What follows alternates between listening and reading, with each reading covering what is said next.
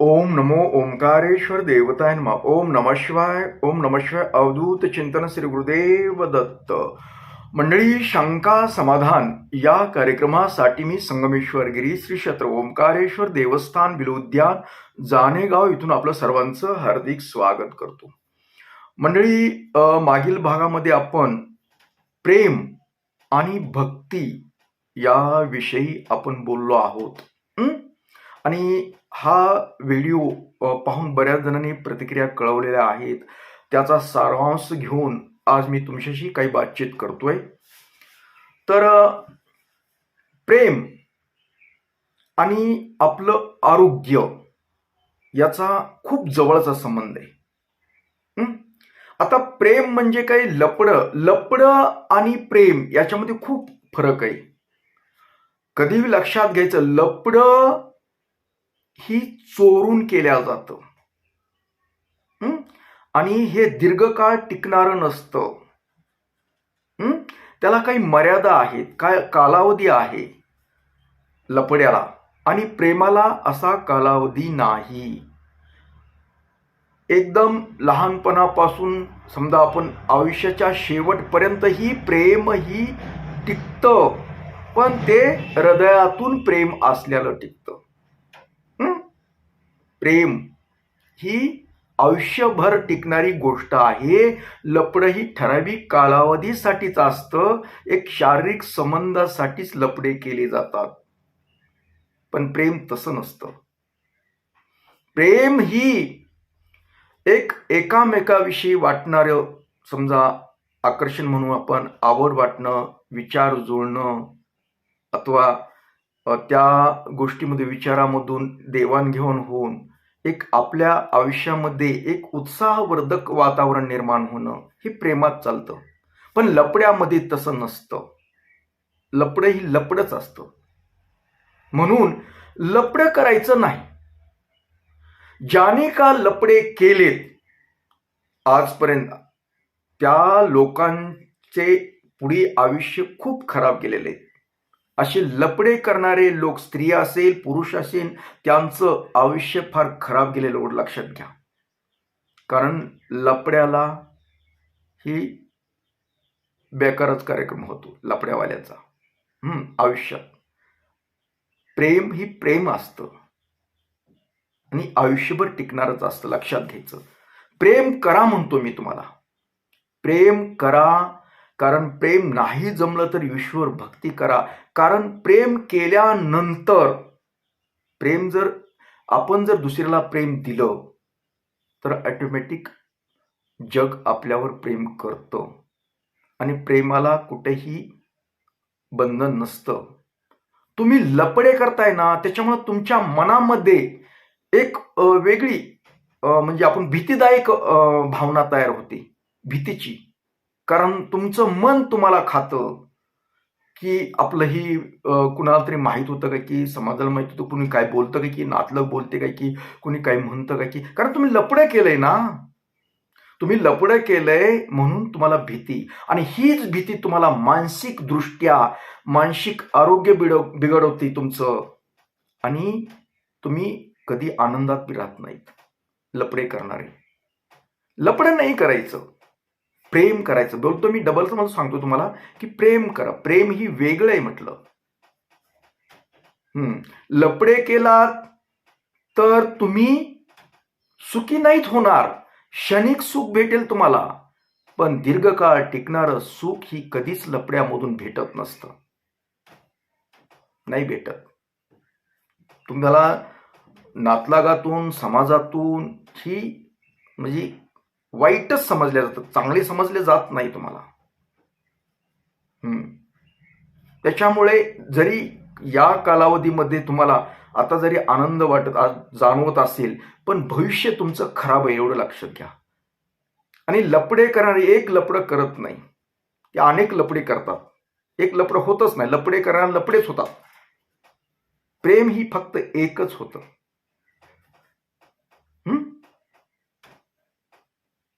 आणि प्रेम ही एकच होतं. पण आपण सगळ्यांना प्रेमाने वागलो, प्रेमाने बोललो. प्रेमात म्हणजे गैरअर्थ वेगळा काढायचा नसतो. बरेच जण वेगळा अर्थ काढतात त्याचे, लपड्यामध्ये रूपांतर करतात. लपड्यामध्ये रूपांतर करायचं नाही, अजिबात नाही. लपड्यामध्ये रूपांतर करायचं नाही. प्रेम ही वेगळे म्हणतोय, डबल डबल सांगतोय तुम्हाला. म्हणून तुम्ही जर समजा आपण प्रेमानं कुणाशी वागलो तर समोरून तसं प्रेमानंच वागणूक मिळते आपल्याला. जर आपल्याला तसा गैरहेनं जर आपल्याला समजलं समोरच्या व्यक्तीनं, तर तुम्ही तिथेच थांबा, परत त्याच्या नादी लागू नका. समोरच्याचा वेगळा अर्थ निघत असेल मनामध्ये तर ते आपण थोडंसं बाजूला सरायचं. तुम्ही तुमचं अस्तित्व दाखवून द्या. मी प्रेमळ आहे परंतु लपडेखोर नाही, हे लक्षात घ्यायचं. आणि तुम्हाला तर म्हणतो ना, मग तुम्हाला ह्या अशा गोष्टी नको वाटतात ना प्रेमाच्या वगैरे, तर आता तुम्ही, मी म्हणत नाही तुम्ही बाहेरच करा असंच काही, आपल्या घरामध्ये पण असतात ना, आपले नातलग असतात, आपले समजा कुणी आता नवरा असतो, मुलं असतात, मुली असतात, कुणी सासू सासरे असतात, सगळंच आपल्या घरामध्ये कुटुंबातला जरी विचार घेतला आपण, तरी आपण त्यांच्याशी जर प्रेमानं जर वागलोत ना तर प्रेम भेटतं हो. तुम्ही काय करतात, तुम्हाला का प्रेम भेटत नाही, तुम्हाला नेमकं तुम्हाला का प्रेम भेटत नाही, तर तुम्ही वेगळ्या पद्धतीने वागताय. तुम्ही फक्त प्रेम ही समजतात की स्त्री पुरुषांनी समजा एक संबंधासाठी केलेलं, ह्याला प्रेम समजतात. ते लपडं म्हणतो मी तुम्हाला. आणि लपड्याचं जे तुमच्या डोक्यात असतं ना, ती समाज म्हणजे घरातलेही लोक तुमच्याकडे संशयानं बघतात, लक्षात घ्या. आणि तिथेच तुमची ठिणगी उडते, म्हणजे तुमच्यावर दोष ठेवला जातो. म्हणून प्रेम अवश्य द्या, प्रेम घ्या. कारण प्रेम दिलं घेतलं तर तुमचं आरोग्य चांगलं राहतं. हे सर्व कसं मनावर असतं हो. मन आपलं मन जर प्रसन्न असलं, आनंदात असेल, तर आपलं आरोग्य बिघडत नाही, लक्षात घ्या. आपल्याला एक उत्साह वाटतो, काम करण्यामध्ये आपल्याला उत्साह वाटतो, खूप उत्साह वाटतो. पण लपडे केल्यानंतर कामात उत्साह वाटत नाही, एवढं लक्षात घ्या. मी परत तेच सांगत असतो, लपडं आणि प्रेम वेगळे म्हणून सांगतोय तुम्हाला. लपड्यामध्ये तुम्हाला सतत आपल्यावर कुणीतरी नियंत्रण ठेवतं काय, की कुणीतरी बघतं काय, की आपलं काहीतरी माहीत होतं काय, की आपल्याला कुणीतरी खराब समजतं काय, की वगैरे वगैरे, ही डोक्यात सारख्या मकडे चालू असतात. आणि तुम्ही मानसिकदृष्ट्या खूप तणावामध्ये राहतात. तुम्ही म्हणजे भीती राहते, सतत तुम्हाला भीती असते. पण प्रेमात तसे नसते. प्रेमामध्ये ही उत्साह असतो, एक ऊर्जा असते. मी म्हणत नाही, गाणं सुद्धा आहे बघा मराठी चित्रपटामध्ये एका, प्रेमाला उपमा नाही हे देवा घरचे देणे, हे देवा घरचे देणे. प्रेम ही देवाघरचं देणं आहे आणि फक्त ते फुलवता आलं पाहिजे आपल्याला. ज्यांना ही जमलं नाही ते दुःखीच आहे. ज्यांना, आता माझ्याकडे खूप लोक येतात. मी तुम्हाला ह्या विषयी का बोलतो, की लोक येतात, बोलून दाखवत नाहीत, बोलत नाही, पण त्यांच्या मनामध्ये काय आहे, त्यांच्या मनामध्ये, मग स्त्री असेल पुरुष असेल, ते मला समजतं. कारण मी ज्यावेळेस त्यांची समस्या पाहतो ना, बघतो, मी ध्यान लावून बघत असतो, तर त्यांच्या मनामध्ये काय चाललेलं आहे, अगर त्यांचं मन कशा पद्धतीचं आहे, या गोष्टी लक्षात येतात. मी म्हणतो 99% मला काय अडचण नाही. लोक प्रेमाला भुकेलेले आहेत. त्यांना घरातून प्रेम भेटत नाही, अगर बाहेर भेटत नाही, कारण त्यांचं वृत्ती आणि प्रेम न भेटल्यामुळे लोक समस्याग्रस्त आहेत. तुम्हाला जीवनामध्ये काही विकास करायचा असेल, जर प्रेमाचा पाठिंबा जर मागे असेल, अगर तुमच्या मनामध्ये प्रेमाचा झरा जर वाहत असेल ना, तर तुम्हाला काम करण्यास उत्साह वाटतो, आनंद वाटतो आणि तुमचं आरोग्यही चांगलं राहतं. मी सांगतच असतो, आरोग्याचा आणि प्रेमाचा जवळचा संबंध आहे. तुम्ही आनंदी असाल तर तुमचं आरोग्य चांगलं राहील. तुम्ही सतत तणावग्रस्त असाल तर तुम्हाला काही ना काही प्रॉब्लेम होत राहतील. काही दुखतं, विकार होऊ शकतात. कारण मन हे चंगा तो कठोर में गंगा कशाला म्हणतात. मन चांगलं असल्यानंतर आपले हे सगळे शरीर म्हणजे गंगेसारखं निर्मळ असेल, आरोग्य संपन्न असेल. तुम्हाला वाईट वाटत असेल की प्रेमाचं काय बोलतात. मी बोलतो फक्त माझ्याकडे जी समस्या घेऊन लोक येतात त्यांचं ज्यावेळेस बघतो त्यावेळेस ही जवळजवळ असे खूप लोक आहेत जी मानसिकदृष्ट्या कमकुवत होत चाललेले आहेत.